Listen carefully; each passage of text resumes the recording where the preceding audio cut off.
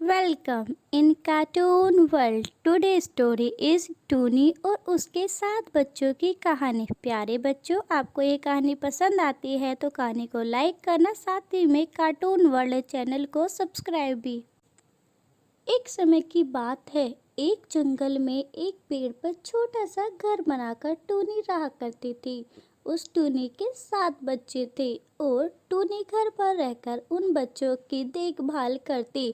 टूनी का पति जो बाहर जाकर काम करता और उनके खाने के लिए इंतज़ाम भी करता।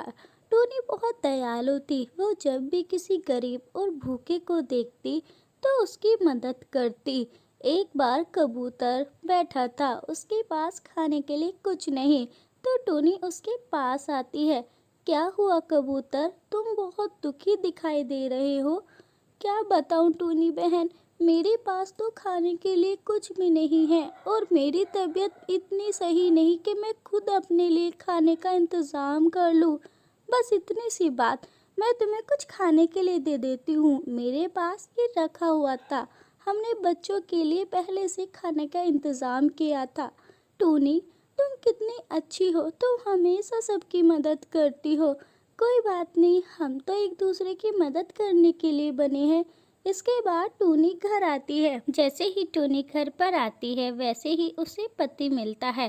टूनी, तुम ये क्या करती हो। माना तुम बहुत दयालु हो, पर ये भी तो सोचो, हमारे 7 बच्चे हैं और अब आगे बरसात का मौसम शुरू होने वाला है। अगर तुम इसी तरह से और पक्षियों को खाना दोगी तो बरसात के समय हमारे पास कुछ नहीं बचेगा और हमारे बच्चे भूखे रह जाएंगे। ऐसा कुछ नहीं होगा, हमारे पास अभी खाने के लिए बहुत सामान है। अब मैं किसी को मरते हुए नहीं देख सकती, इसलिए मैंने उनकी मदद कर दी।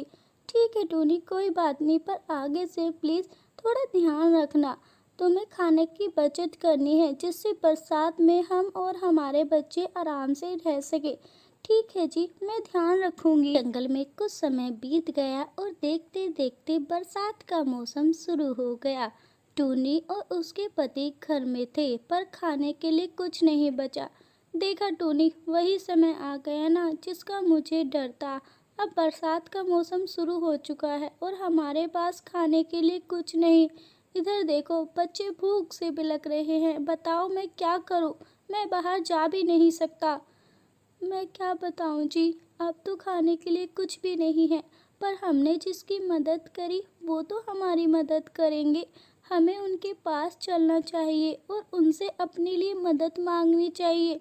मुझे उम्मीद है जिस चीज़ की मैंने मदद करी वो सभी पक्षी मेरी भी मदद करेंगे और हमारे बच्चे भूखे नहीं मरेंगे। इसके बाद टोनी सबसे पहले कोरी के पास जाती है। कोरी, अरे ओ बहन गोरी, दरवाजा खोलो, मेरे बच्चे भूखे हैं, कुछ खाने को दे दो। मैंने मुसीबत में तुम्हारी मदद की थी, आज तुम्हारा टाइम है, मेरी मदद कर दो वरना भूख से मेरे बच्चे मर जाएंगे। गोरी प्लीज़ दरवाज़ा खोलो, मैं बड़ी उम्मीद से आई हूँ। पर गोरी दरवाज़ा नहीं खोलती। निराश होकर टूनी दूसरे दरवाजे पे जाती है। कालू भैया, मेरी मदद कीजिए ना, मेरे बच्चे भूख से बिलख रहे हैं और मेरे पास खाने को एक दाना नहीं है। आप कृपा करके मेरी मदद करें। अरे टोनी, मेरे पास तो वैसे ही कुछ खाने के लिए नहीं है, चली जाओ, मैं कोई मदद नहीं कर सकता तुम्हारी। बेचारी टोनी निराश होकर घर आती। जी, आप सही कहते थे, मुझे अनाज बचाकर रखना चाहिए था। जिस चीज़ की मैंने मदद करी, आज उन सभी ने मेरी मदद करने से इनकार कर दिया। मैं अपने बच्चों को मरता हुआ नहीं देख सकती। मैं एक काम करती हूँ, आप मुझे नीचे गिरा दीजिए और मेरे को खाकर बच्चों की भूख मिटा दीजिए। टोनी, ये कैसी बात कर रही हो, ये मुसीबत का समय है और मुसीबत में हमें ऐसा कोई काम नहीं करना चाहिए जिससे हमें बाद में पछताना पड़े। हम थोड़ा समय इंतज़ार करते हैं, शायद ही बारिश रुक जाए। इस तरह से कई दिन बीत गए। टूनी का पति बहुत कमज़ोर हो गया था और वो फिसल कर पेड़ से नीचे ही गिर जाता है। वो चिल्लाता है, टूनी बचाओ मुझे, मैं गिर रहा हूँ, टूनी बचाओ मुझे। पर टूनी को बरसात की वजह से आवाज़ नहीं आती और टूनी का पति मर जाता है। हाय रे मेरी किस्मत, एक तो ये बच्चे जिन्हें मैं खाना नहीं खिला सकती और दूसरी तरफ मेरे पति जो मेरी और बच्चों की देखभाल करते थे वो भी नहीं रहे। अब मैं इस दुनिया में इन बच्चों का गुजारा कैसे करूँगी। इस तरह से टूनी बच्चों के साथ उसी घर में रहती है। वो कोना कोना देखती है और बचा कुछ खाने से ऐसे ही दिन बिता देती है। जल्द ही बरसात बंद हो जाती है और टूनी के बच्चे भूखे रहकर भी जिंदा रहते हैं। टूनी घर से बाहर ही जाती है कि एक चील आकर टूनी की आवाज़ निकालती है, प्यारे बच्चों दरवाजे खोलो, देखो मैं कितना सारा खाने के लिए लाई हूँ। पर बच्चे उसकी चाल समझ जाते हैं और चील को वहाँ से भगा देते हैं। कुछ समय बाद टूनी घर आती है।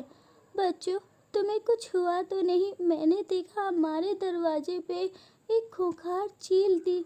हाँ माँ, वो चील हमें खाना चाहती थी।